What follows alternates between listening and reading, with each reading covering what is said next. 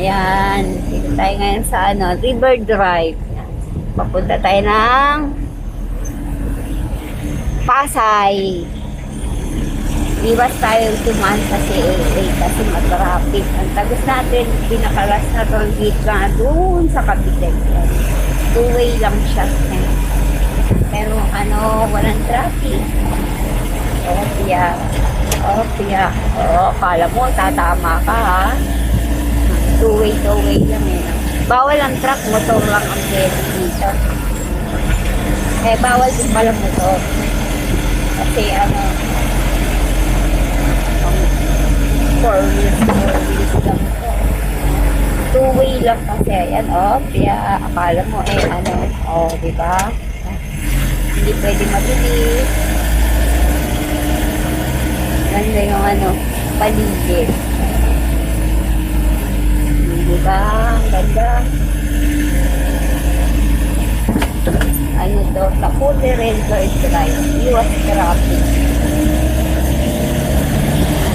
Shortcutan to. Papuntang Pasay. Paggaling ka ng Molino ng Cavite. Punta tayong Las Piñas.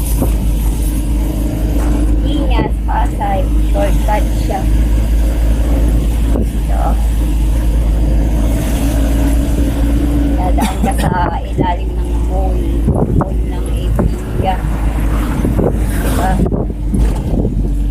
Ganda pa ng mga view. Sariwa pa yung mga ang galing. Kuha sila ng tubig sa ilog. Ang gamit nila? Water pump. Ganda na. Wala pa masyadong nadaan. Pero ako konti lang ang nadaan dito kaya hindi masyadong traffic kahit hindi ka mabilis magpatakbo. Okay lang. Iwas toll gate. Kasi pag dumaan ka ng CAA na abot ka siyang sa Pilas Piñas sa may SM. Diba? Parang ka lang na namamasyal. Naaaliw ka sa view. Tapote River Drive. Tapote Daang Haris River Drive. Ganda. Malaking tulong din siya.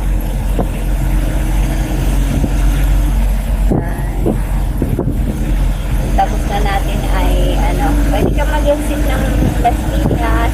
Pero pag papunta ka ng Pasay o kaya Baclaran, diretso ka na doon sa Sikay. Pinakalas na toll gate ng